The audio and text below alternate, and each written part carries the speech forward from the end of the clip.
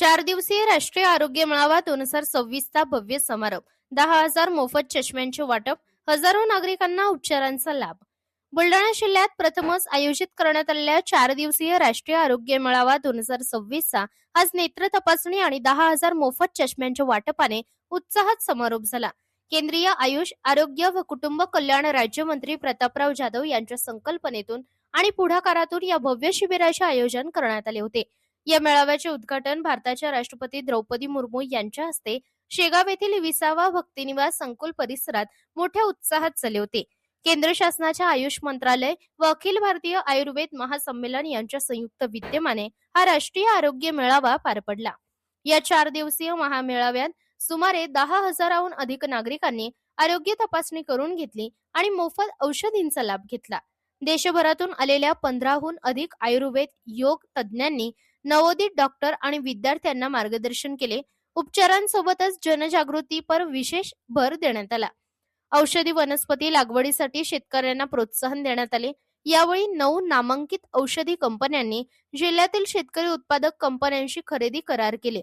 त्यामुळे स्थानिक शेतकऱ्यांना हक्काची बाजारपेठ उपलब्ध होणार आहे. जिल्ह्यातील सुमारे 4,000 आशा स्वयंसेविकांना आजीबाईचा बटवा हे पुस्तक देऊन पारंपरिक घरगुती उपचारांचा प्रसार करण्याचे आवाहन करण्यात आले.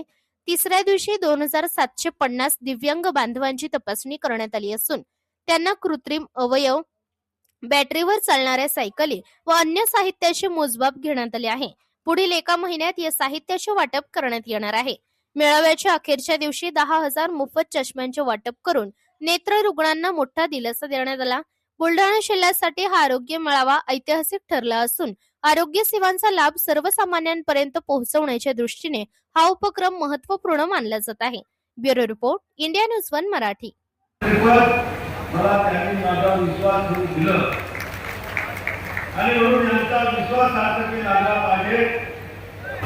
आणि 25 तारखेपासून आज 28 तारखेपर्यंत सर्व येणाऱ्या लोकांची आरोग्य तपासणी, त्यांच्या आजारात आपल्या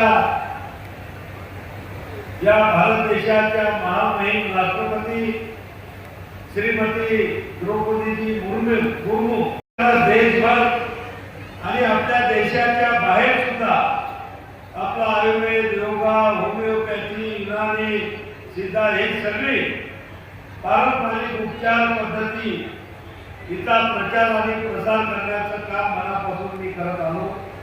हा त्याचाच एक भाग आहे हा शिबिराचा हेतू.